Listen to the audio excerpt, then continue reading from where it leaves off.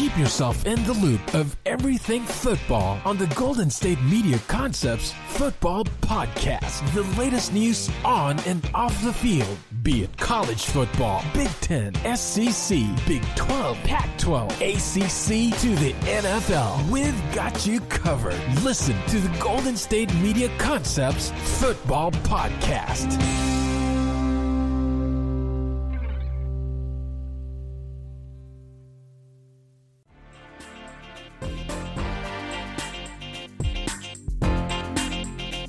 Into the GSMC Football Podcast right here on the GSMC Podcast Network. It is your host back again, Brice Lewis, to talk about everything football with you guys today. Got a jam-packed show. Obviously, you know what we do on this show. We're going to talk about Week 7. Week 7 predictions. Obviously, getting over all the games in Week 7 and discussing everything that happened.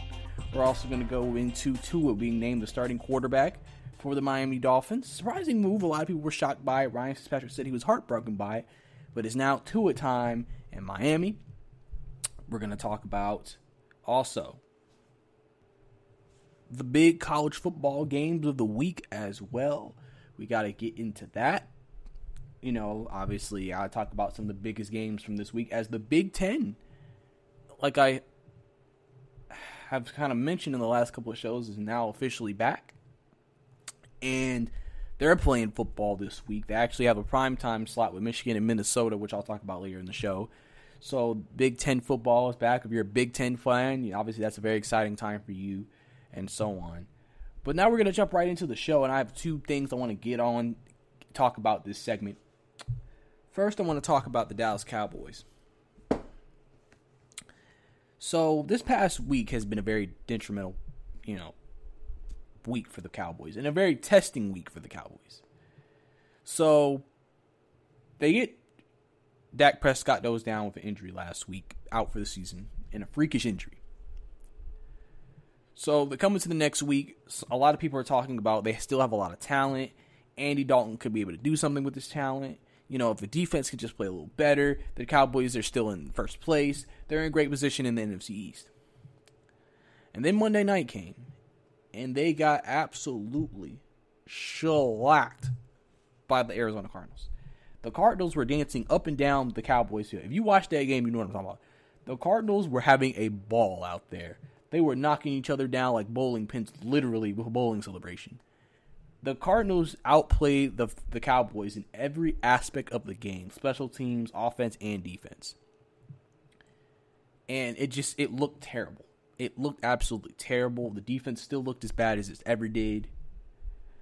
And then, the next day on the show, or on, shows around, sporting networks, Jane Slater of NFL Network, a Cowboys beat writer, or a Cowboys reporter, basically said that players are anonymously saying that the coaching staff isn't good. The coaching staff doesn't know what they're doing, and they don't know how to teach or anything. And so now you have a situation where you basically have your own team coming out and saying they don't believe in the coaching staff. And a lot of this is pointed at Mike Nolan. Mike Nolan has been under a lot of scrutiny because of the fact that when he hasn't been a defensive coordinator in 6 years. And the last time he was a defensive coordinator, it was with my Atlanta Falcons, and we finished 32nd in total defense. And in the previous 2 years, we were still in the bottom half of the league. So a lot of people wondered, why would Mike McCarthy hire a guy who hasn't even been in a defensive coordinator job for a long time?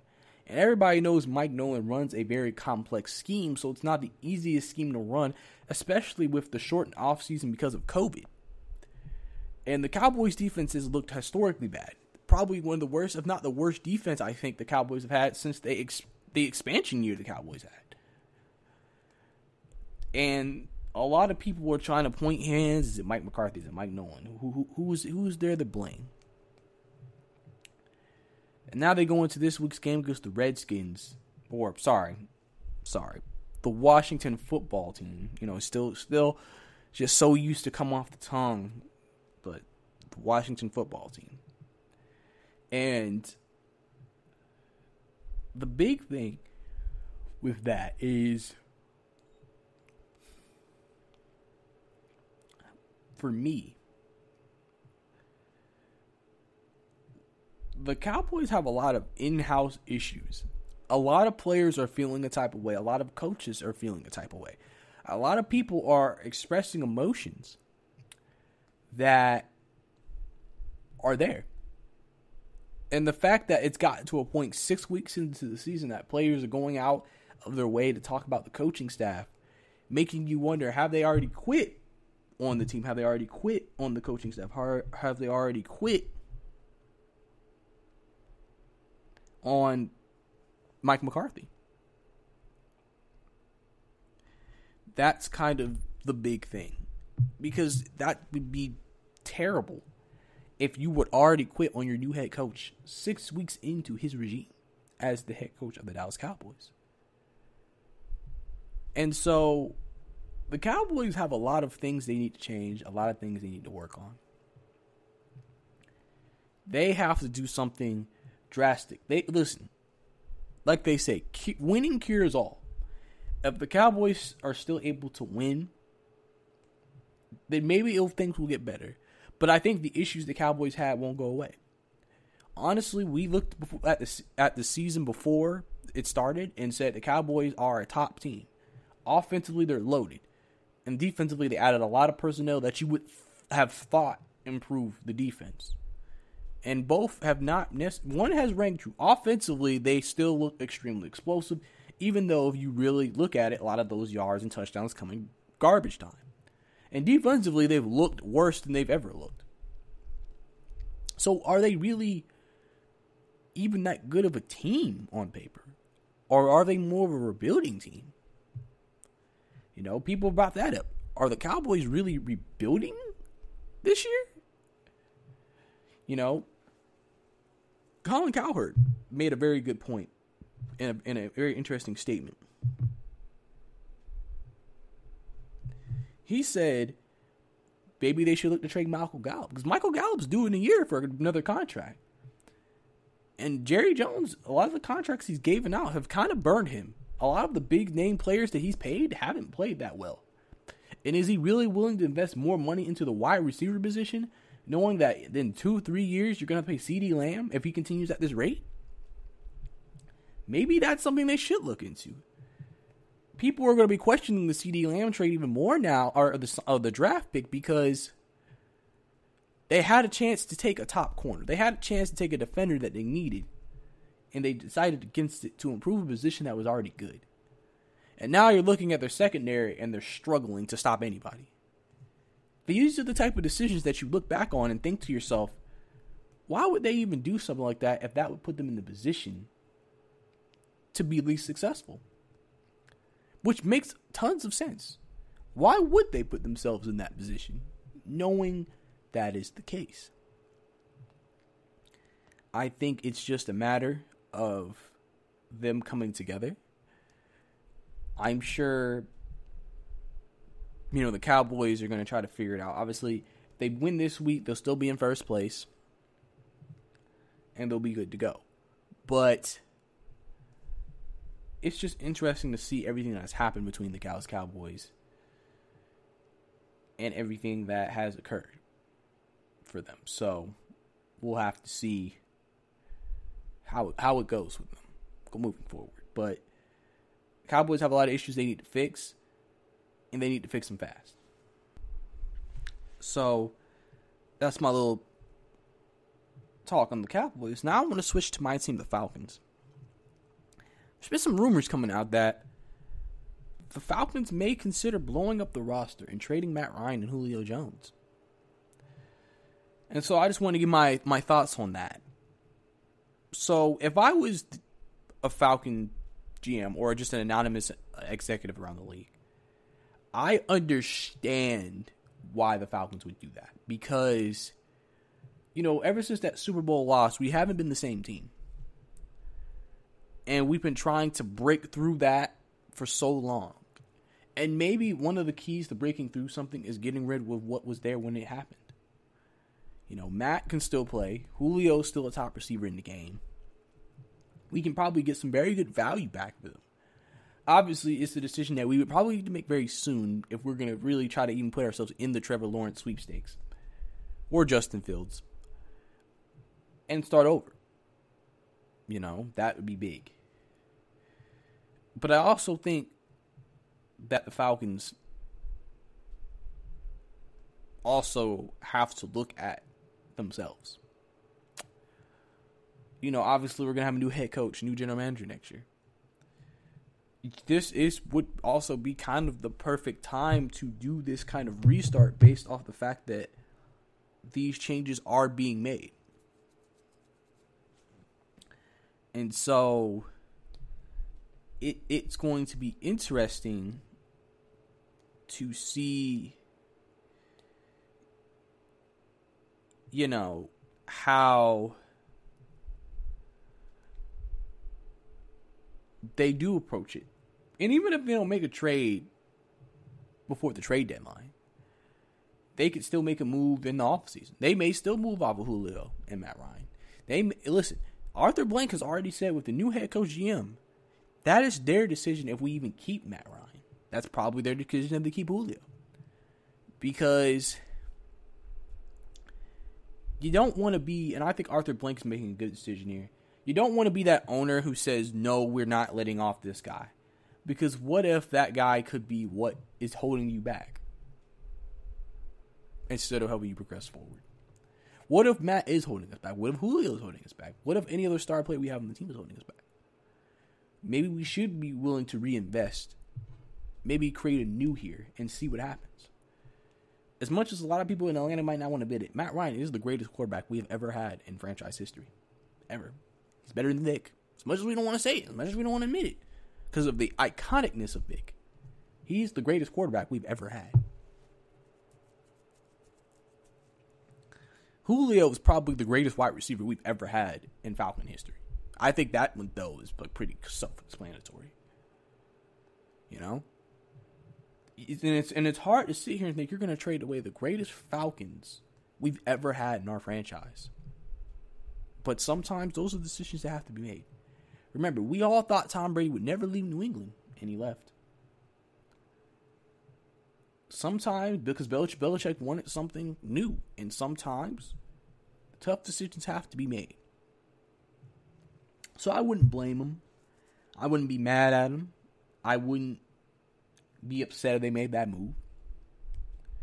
I understand why a move like that would be made. We can probably, like I said, get a lot of draft picks and things back for them. And then build at other portions of the team and start over at certain other positions. Because here's the thing. If we traded Julio, we still have Calvin Ridley. He can be our new number one. He's shown he can play. We just have to find a new number two if we want to keep Russell Gage at the slot. But there's so many great receivers. And we're going to have another great receiver class next year. That wouldn't be hard to find.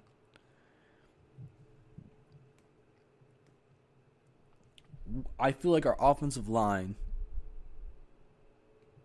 some changes need to be made, but I think we're doing good. We have two young offensive linemen I like, McGarry and Lindstrom. We have talent. We have young guys. Deion Jones, Ray Jarrett. We have guys. It's just a matter of putting it all together and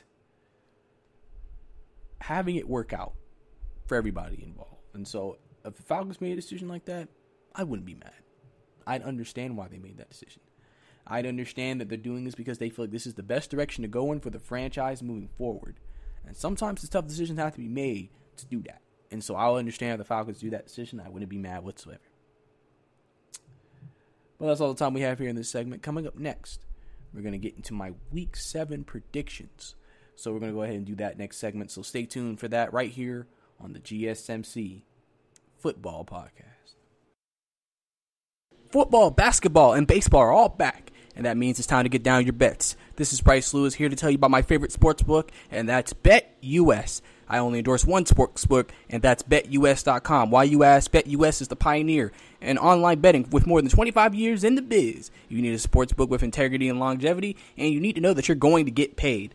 live betting, MMA, golf, horses, esports, entertainment, and all kinds of crazy prop bets and futures. They have it all. Nobody in the industry gives bigger bonuses than BetUS. Go to betus.com now and fill out your information. It only takes a minute. When you get to How Did You Hear About Us box, type in GSMC and you can get up to 150% in bonuses on your first deposit. Nobody beats that. I bet at BetUS, and so should you. Join BetUS today, and don't forget to type in GSMC and get up to 150% bonus on your first deposit. That's BetUS.com, America's favorite sportsbook.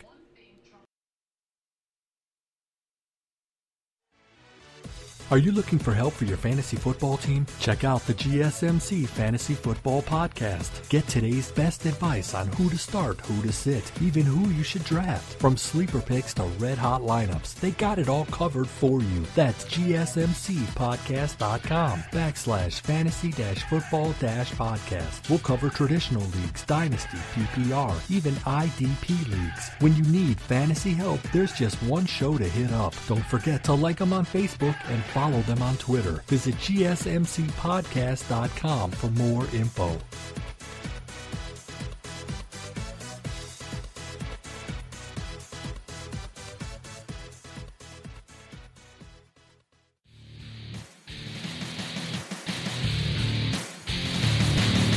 Welcome back to the GSMC Football Podcast.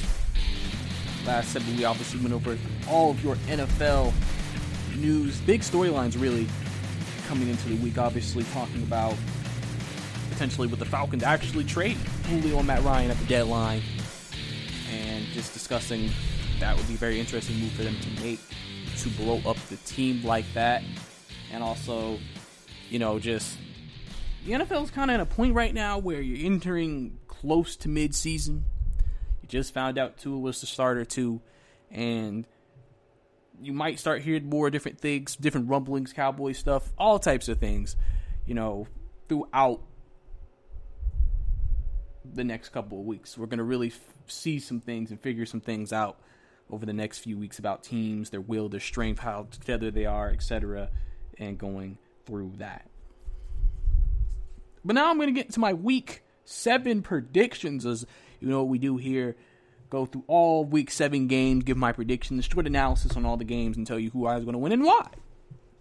So let's go ahead and jump right into it. We have the Detroit Lions at 2-3 versus the Atlanta Falcons, winning their first game last week against Minnesota.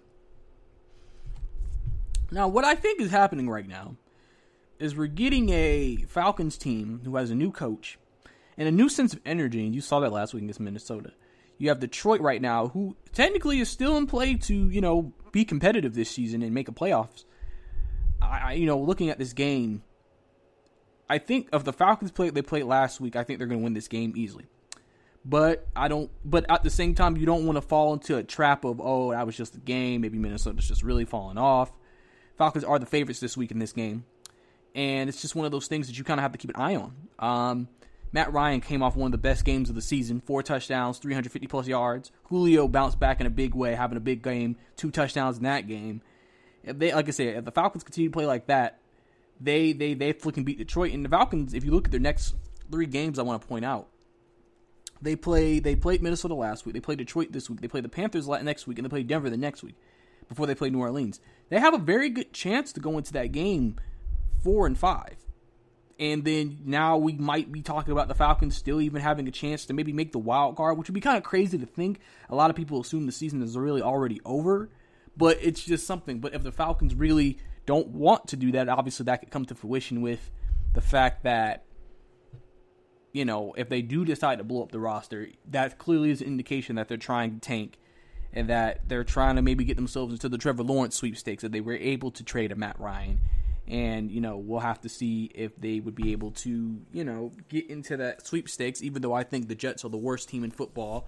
And so I don't think any team is going to be worse than the Jets. And some people think the Jets actually might end up going 0-16 this year. That's how bad they are. But back to the game between Detroit and the Falcons, I'm going to go ahead and take the Falcons in this game to win the ball game. I think the Falcons are going to come out, play like they played last week, and beat Detroit. I don't think it's going to be as dominating potentially. But I think it's going to be a game where they're pretty much in control from start to finish, and just if they continue to know how to finish games, they'll be in good position going forward.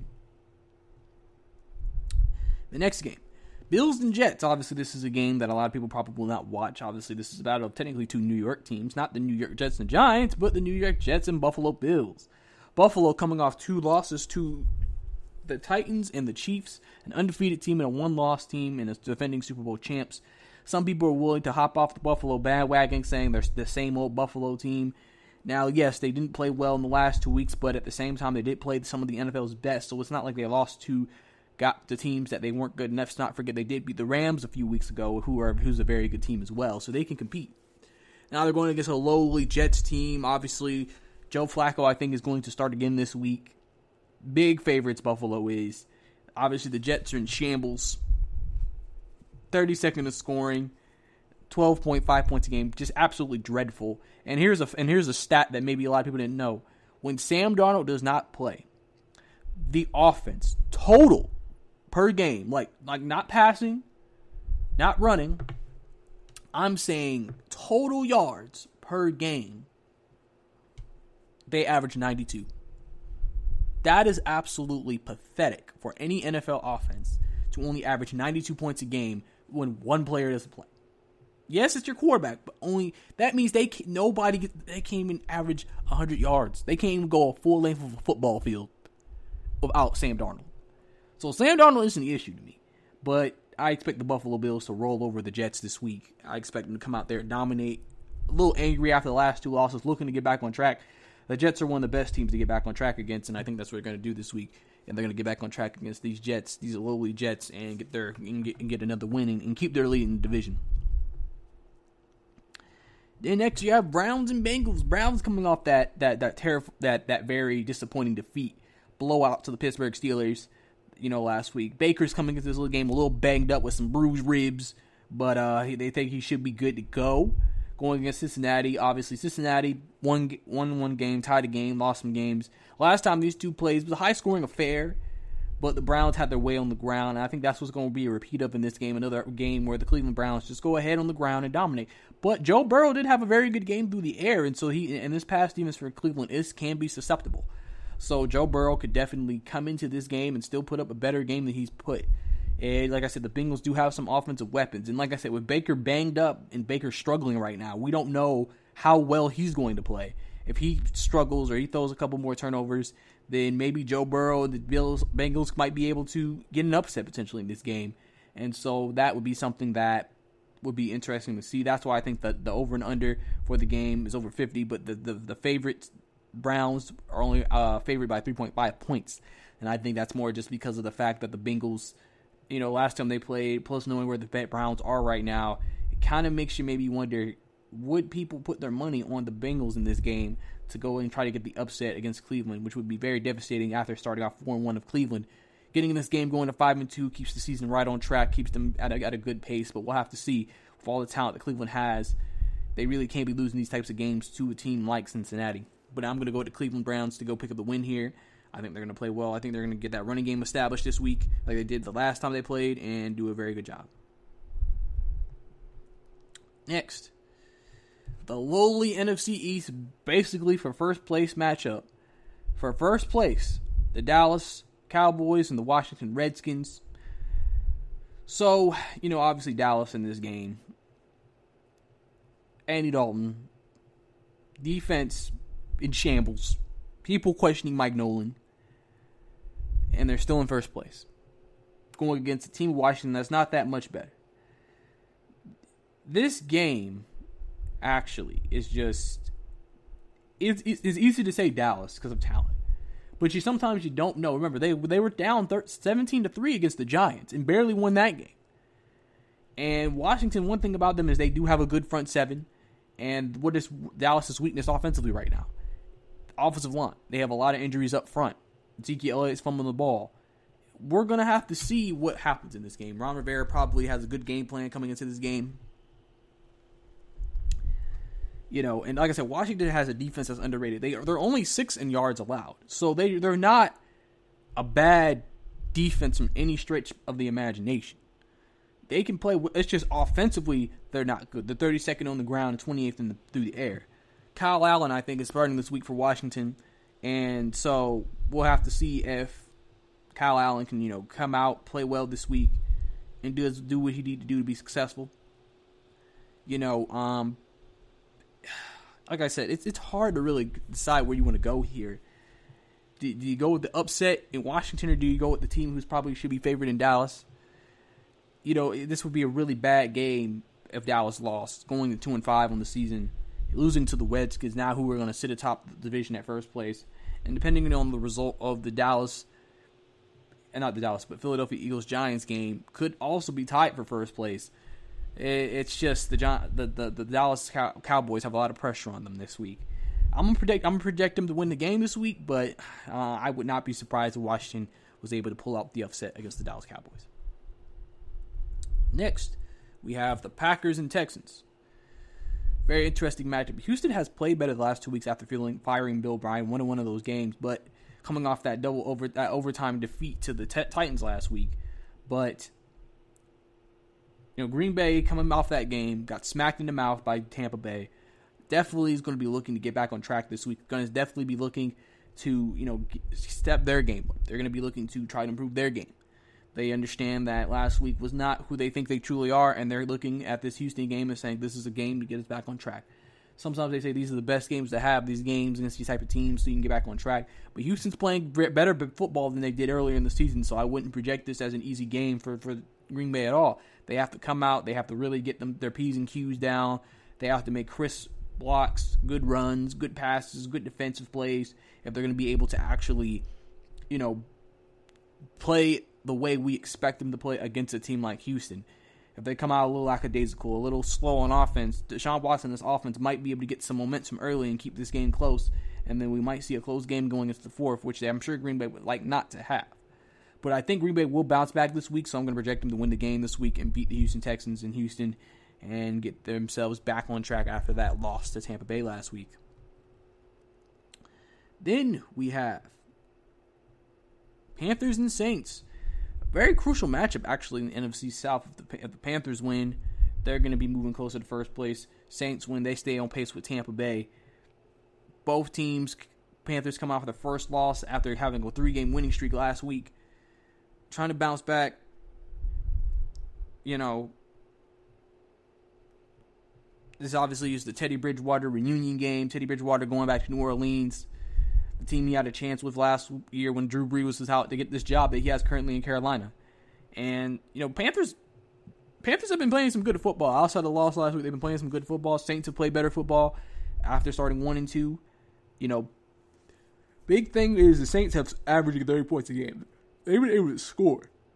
Alvin Kamara's had a great year. Defensively, they're still one of the better defensive teams.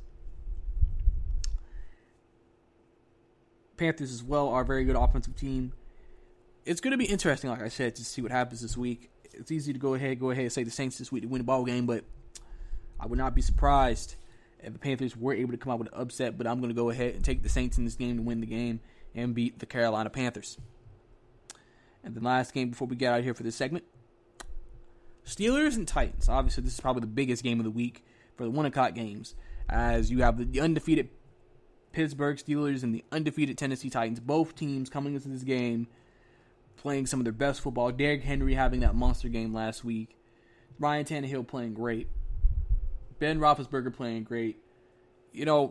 Both defenses are even though we look at Pittsburgh as maybe the better defense, both defenses are playing very well right now.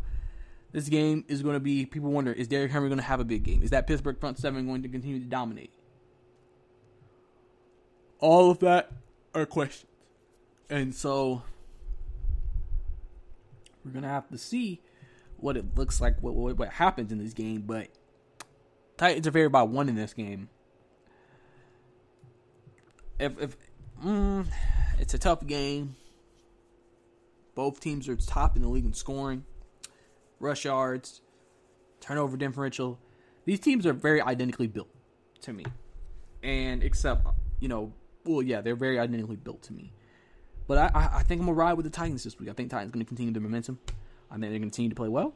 And I think they're going to go ahead and get the victory this week and beat the Pittsburgh Steelers and continue their hot streak, as this basically could be for the number 1 spot in the AFC. And don't forget this year, with the extra wild card spot, a number 2 seed doesn't get a bye week. They play in the wild card round. So both of these teams probably right now are in the race for that 1 seed, they definitely probably realize the urgency of this game, because whoever wins this gets the tiebreaker if both of them had to tie with the same record at the end of the year for that number 1 spot.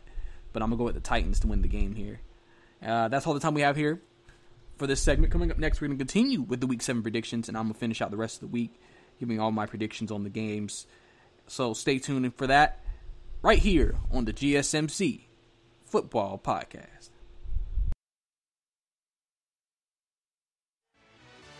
Check out the show that's built on the MMA. From the UFC to extreme cage fighting, they got the fights covered. Check out the GSMC MMA podcast. Get the latest news on past or upcoming fights. Join us as we talk to and about some of the biggest names in the MMA, past, present, and future. When it's the fight game, there's just one show to check out. GSMCpodcast.com/MMA-podcast. Don't forget to like them on Facebook and follow them on Twitter. Visit GSMCpodcast.com for more info.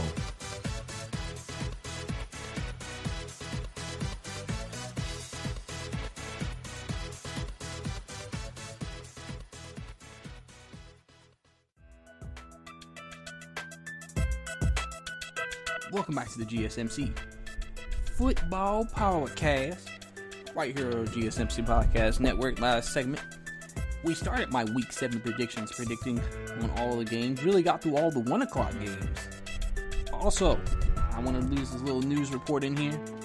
So, originally, the Seattle Seahawks and the Cardinals are supposed to play at 4:05 Eastern Time, but now has officially been moved, because originally the Sunday night game was supposed to be Tampa Bay and Oakland. Well, now they've moved they've switched those 2 games, and now Seattle and Arizona will be played on Sunday night, and Tampa Bay and Oakland will be played at 4:05.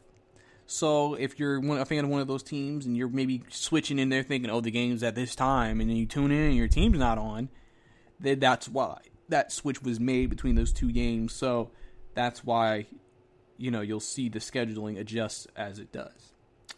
But now we're going to go ahead and get into my Week 7 predictions for the rest of Week 7.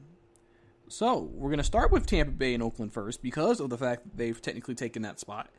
And so, obviously this is the game where it's in Las Vegas. Tom Brady comes to Las Vegas. I know that's going to be a storyline. Las Vegas coming off that win against Kansas City was big for them. Gives them confidence knowing they can go toe-to-toe with one of the best quarterbacks in all of the NFL, and Patrick Mahomes, and one of the best teams in all of the NFL, and Kansas City. Now they're going against Tom Brady, another elite quarterback. Some people consider him the GOAT of quarterbacks. And now they have a chance to go against him. Now, one thing about this Tampa Bay team a lot of people talk about is that defense. The Tampa Bay defense is one of the best in the NFL. That's one of the reasons why they had such a dominant performance against Green Bay last week. So Derek Carr in Las Vegas needs to establish a run game this week if they're going to have a chance. I think if Josh Jacobs can't get going, Tampa Bay is going to be able to get all over Derek Carr all day and make it a long day for him. And then Tom Brady, obviously we know the Raiders' weakness, especially on the defensive side of the ball, is their secondary. They don't have a great secondary. The secondary can be had. The secondary for the Raiders are going to have to probably play one of their best games of the season if they want to be able to not let Tom Brady look like he looks 24 instead of looking 42. So it's going to be very interesting to see what happens in this game. But I'm feeling kind of good today, and I think I'm gonna go with upset right here. I think I'm gonna take the Las Vegas Raiders to actually continue their hot streak against top teams and beat the Tampa Bay Bucks. I think Tampa Bay is coming off a high emotional win. I think they're feeling real good about themselves coming off that key win. But like I said, the Raiders came off the win against Kansas City, and I know they're feeling confident saying we can beat this team too. So I think I'm going to go with the Raiders here to go pick up the victory and be able to upset Tom Brady and the Tampa Bay Bucks. Next game, the 49ers and the Patriots. A very interesting matchup. Jimmy G coming back to Foxborough to play against the Patriots. This game is interesting for a lot of different things because obviously it's right now Cam Newton and the Patriots didn't look good last week against Denver. They looked horrible last week against Denver. They look like a team who wasn't able to practice. And so a lot of people are wondering, how good is the Patriots? Are the Patriots finally looking the way we thought they're supposed to look? Obviously, they started the season 2-1. People thought, wow, they look great. They're able to run the ball. Defense is still great. They're going to be a top team. Now they're 2-3. This is where some people actually maybe would have said this is where you would have seen New England. And now they're going against a 49ers team who, bounced back from that blowout against Miami, beat the Rams in a very impressive fashion. Both teams are very strong on the defensive end, so it looks like it's going to come down to offense. It's going to come down to Cam and Garoppolo. Who do you trust more? Obviously, the Patriots are going to go out with a grinded-out running attack, as that's what they usually do. That's their philosophy. And then they try to get, first downs and have a chain-by-chain offense. Obviously, the 49ers are going to try to rely on the running game. Obviously, Raheem Mostert was out for another few weeks, so Jimmy G's got to make some throws in this game. But I think this game's going to come down to just stops. But I expect this to be a low-scoring game, actually, as well. I don't think this is going to be a high-scoring game by any stretch of the imagination. And it's going to be up to Josh McDaniels and Kyle Shanahan to maybe whip up some trick plays, potentially, on both sides, to maybe try to get that, to catch a defense off guard and potentially use that to then win the game. So, it'll be interesting. I'm going to go with San Francisco in this game. I think San Francisco is going to continue off their momentum about beating the Rams. You don't beat the Rams the way you beat the Rams last week as a fluke. The 49ers have still a lot of defensive talent, and they can play. Like I said, that Miami game, that was just a stretch where they were struggling, and they bounced back. And I think New England right now has more legitimate roster issues than the 49ers do. And so I think that it's going to show in this game, and I think the 49ers are going to be able to pick up a good, solid victory and beat the New England Patriots. We have Chiefs and Broncos. Chiefs coming off that very impressive victory against the Buffalo Bills after having over 200 yards on the ground. Clyde Edwards-Helaire. The debut of Le'Veon Bell is expected in this game as well, so we'll see how that works, especially in terms of fantasy, for Clyde Edwards-Helaire and Le'Veon. But, Denver, coming into this game, they've won 2 straight. Denver has won 2 straight. They've done some things. And so, obviously no one's coming into this game thinking Denver can score with Kansas City, because that's the biggest issue is we don't view Denver as a team that can probably score with Kansas City. And so, probably, if Kansas City can still play. Denver has a good defense. They might keep it close early, but I expect Kansas City to be able to pull away as soon as the game continues to move on. And I think Kansas City is going to pick up a very solid victory in this game. I think, like I said, I just think there's too much talent on the offensive end. I think they're going to be able to outscore, Denver by a lot. Drew Lock obviously hasn't really played the best since he's came back. Obviously, last game he threw 2 interceptions. So if they're going to have a chance, he's going to have to play a much better, cleaner game this week and actually have to score touchdowns this week. Remember, they didn't score any touchdowns last week against the Patriots. So they're going to have to score touchdowns and not field goals that they think they're actually going to be able to get away with beating a Kansas City Mahomes team that we all know, especially with the addition of Le'Veon Bell, is on paper and through everything one of the best offensively gifted teams in all of the NFL. Then we have Jags and Chargers. Both teams only 1 win on the season. We can sit here and say the Chargers should have had more wins. Justin Herbert is playing great, and right now, rookie of the year is probably between him and Joe Burrow right now. They both have played great. Maybe you throw a Clyde Edwards-Helaire in there as well. But those are the guys I think are in the running for rookie of the year. And it'll be interesting to see kind of what happens here. The Jags are looking the way we thought. After that week 1, people thought maybe the Jags might be better than what we think, especially against a Colts team that has a good defense. Gardner Minshew played well, but now the Jags are looking the way they're supposed to look. And, they look like the least talented team in the AFC South. And the Chargers, like I said, they played against some of the best teams, and they should have beaten some of those teams. Justin Herbert has played great. And so you're looking at this game and you see, both teams have the same record, but I think everybody knows the Chargers are the better team. And so it's going to be very easy just to sit here and say Chargers win the game because you expect Justin Herbert to continue that momentum. You expect maybe the Chargers get a running game established. Also get healthier, where they're getting closer to getting Austin Eckler back. So that's going to be big for their offense when they get him back. And, hopefully they'll be able to come out here, play well, and do what they got to do. Because I think that's going to be the big thing moving forward. And so we're going to have to see, but I think the Chargers are going to come out and get a solid victory in this game. And I think they're going to hold a lead this time, because obviously we know the Chargers are, it's funny, the Falcons are known for losing leads, but they're known for losing big leads, like 2 touchdown leads with 6 minutes to go. Chargers, they lead and then they slowly lose the lead throughout the second half. And then it gets down to the last seconds, and then somehow they lose it on a missed kick, a field goal, an interception, some type of wacky play. So that's the curse, I guess you could say, of being a Charger fan. Not me, but just being a fan of the Chargers, dealing with that. So, but I think they'll be able to hold on and beat Jacksonville here. Who we have? The new primetime 8:20 game. The Seattle Seahawks and the Arizona Cardinals. This game, to me, is going to really show us where Arizona is right now. They beat the 49ers opening day. That was a big win for them. And ever since the teams they've beaten since that game haven't really been the best. Outside of the 49ers, they've beaten Washington. They've beaten the Jets. They've beaten the Cowboys. Honestly, you could look at the schedule and say they could have beaten the Lions and the Panthers. They could be 6-1 right now. 6-0. 5-0 right now. 6-0 right now. Now they're going against Seattle before they hit their bye week, and if they can beat Seattle, beat an undefeated Seattle, that's going to be huge for Cliff Kingsbury and the team's confidence. Beating one of the best teams in all of the NFL, that's going to be huge. Kyler Murray looks great in his second year. Some people view him as a special player. Through everything they've seen, they think, oh, Kyler Murray, he's special. DeAndre Hopkins, Larry Fitzgerald, Christian Kirk, Kenyon Drake had a big game last week. They're and people don't realize this, even though because they look at Kingsbury's offense as like an air raid offense. The Cardinals are fourth in rushing yards. Now, yes, we could say Kyler Murray because Kyler Murray runs a lot, but that's pretty impressive. They're able to establish that type of running game.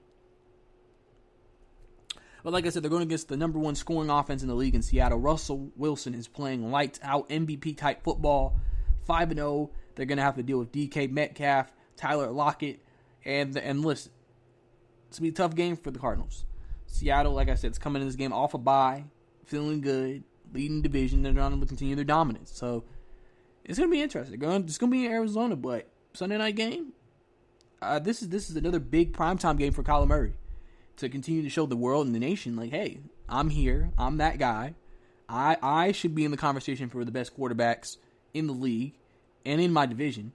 And I'll show it by going toe-to-toe with Russell Wilson on Sunday Night Football. So this actually could be a great showcase game again for the Cardinals. Because I'm not going to lie. Talking about that Cowboy game on Monday, boy, the Cardinals were showing out. They were having a grand time on the field. They were out here having all types of jokes. So it's going to be interesting to see what all happens when it gets down to it. And then the Monday night game, the Bears and Rams, 5-1 Bears. A lot of people shot the Bears are where they are right now against the 4-2 Rams. Big game, big game. The Rams are coming into this game, the favorites obviously. I feel like the Bears are going to be I feel like people look at the Bears and think they're not as good as the record says. So against teams like the Rams, they're probably never going to be favored, but Rams coming into this game 4-2, trying to get that good win before they go into Miami next week against Tua. Chicago trying to stay, basically tied for first. Or technically, looking at the standings, they are now the first place team in the NFC North. And they're trying to stay atop that by beating the Rams on Monday night. This is going to be in LA. I think this is going to be a good game. I think, the Bears, their formula is basically the way. Remember how Denver with Tim Tebow used to win? Hold the teams to below 20 points, and then Tebow will make enough plays, enough pass or run here to be able to win the game. That's basically how Chicago's playing right now. Chicago's defense is playing lights out, and they're holding teams to below 20 points. And their offense is scoring just enough points with Nick Foles to win games, and that's pretty much how they're going to have to do that. The Rams obviously were held to 16 against San Francisco, obviously looking to bounce back from that type of offensive performance and play better this week. So I think it's going to be interesting to see the Rams be able to bounce back this week against a good Bears defense, because this Bears defense is legit. So we're going to have to see if they can bounce back. But if they are able to bounce back, I think they're going to look good. I think the Rams are going to win the ball game. I think it's going to be a close game, though. I think the Bears defense is going to definitely keep this game close. They're going to give Jared Goff some problems. But I don't know if Nick Foles is going to make enough plays against this Rams defense to be able to get them over the top and be able to beat the Los Angeles Rams. And those are my Week 7 predictions, all right there, finishing up the week. So, like I said, always hoping to have a good week in predictions and going on and so forth. But that's all the time we have here for this segment. Coming up next, we're going to get into some more football news and topics right here on the GSMC Football Podcast.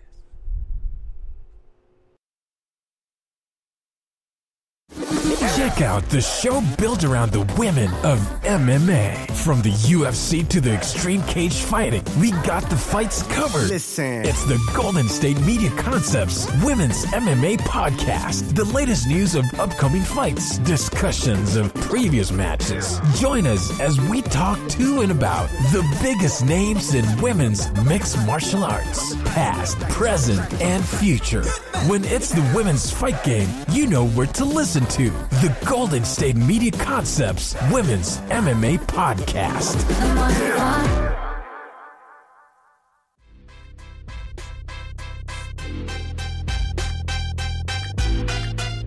Welcome back to the GSMC Football Podcast. Last segment, we finished up our Week 7 predictions for the NFL. So if you missed that, you can go back into the podcast, listen to that. Quick reminder, guys, don't forget to follow us on Twitter at GSMC_football. That is GSMC_football on Twitter. We definitely, love to play that game. And so, don't forget Twitter. Interact with us there. We love interacting with our listeners. We love hearing what you have to say about things we say on the podcast and what you may think that we may have not thought about. Always open suggestions. But you know what we do here? Talk about some news in the NFL, but also, you know what I've been doing, the big college football games of the week. I'm going to discuss and predict right here as well. So let's go ahead and jump right into it.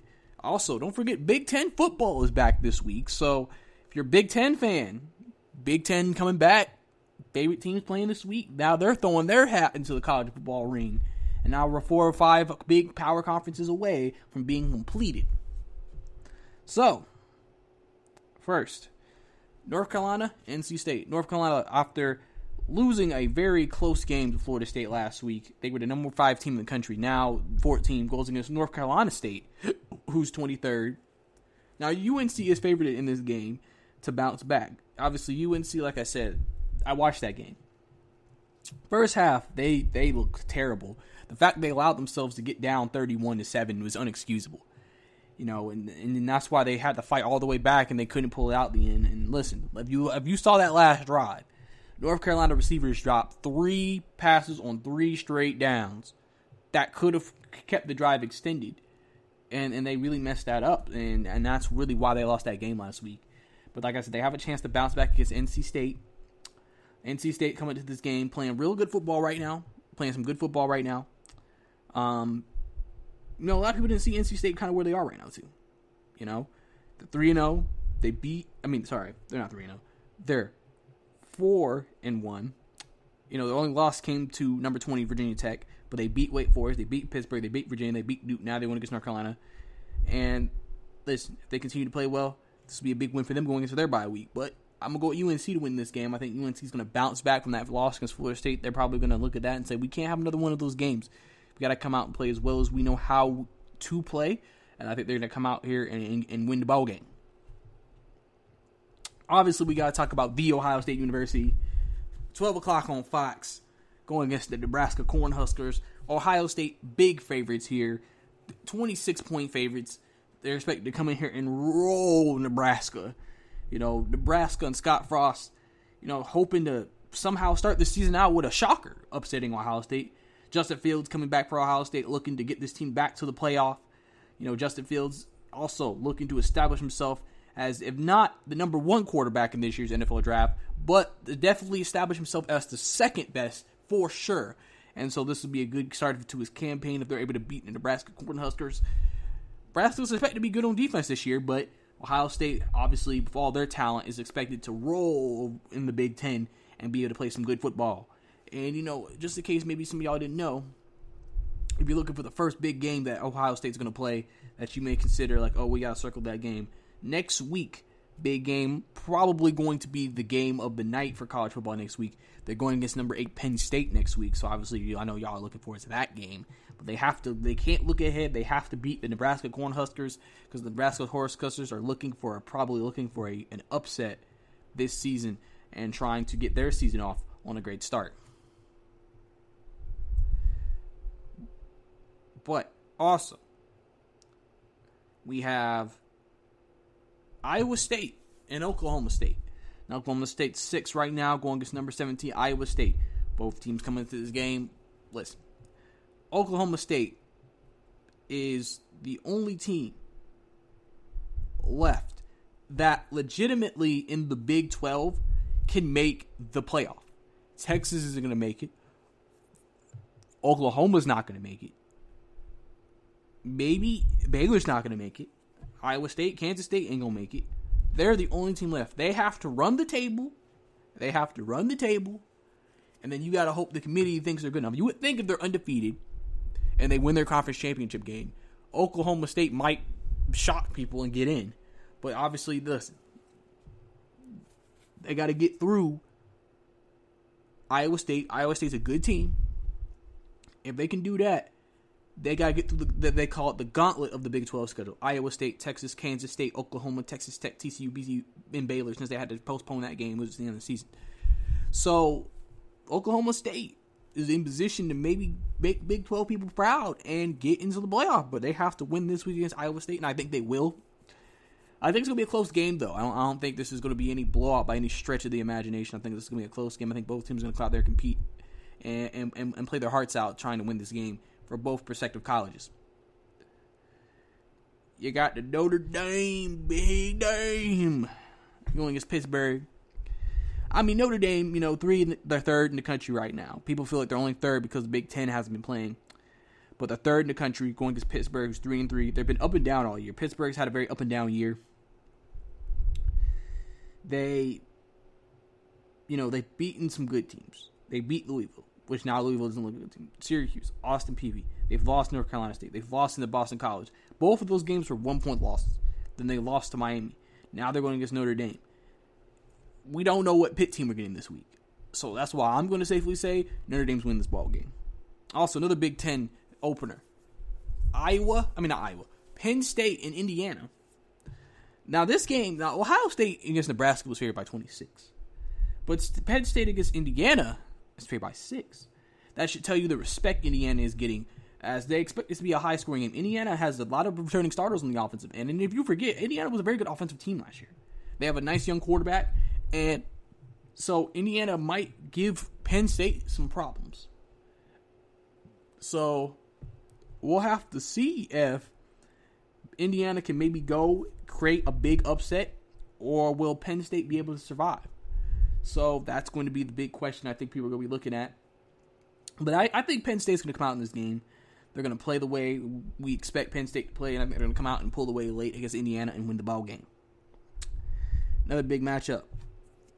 Michigan. Michigan opens up their season against Minnesota. 21 Minnesota, 18 Michigan. John Harbaugh hoping maybe this year's the year he can get the team over the hump. Obviously, we won't know that until they get to Ohio State, but going off against a good Minnesota team. Both teams coming into this game looking to have a great start to the season. Michigan, obviously, 3-point favorites in this game, trying to establish themselves, like I said, as a perennial powerhouse still in the Big Ten. Minnesota trying to crack themselves into powerhouse status by beating a powerhouse like Michigan and derailing their season from the get-go. Obviously, we know what Michigan's issue is. Quarterback, offense. They haven't been able to produce. Defensively, they've been good year after year. It's just offensively, they've never been able to match.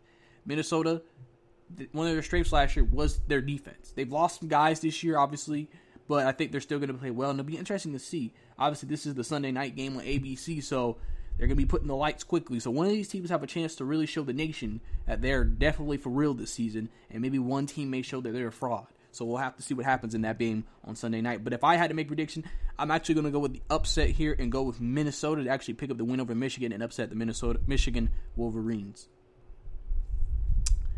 But, continuing on, we got to get into Cincinnati and SMU. Obviously, this is the group of 5, but Cincinnati is 9th, SMU is 16, so it is still a big matchup on ESPN2.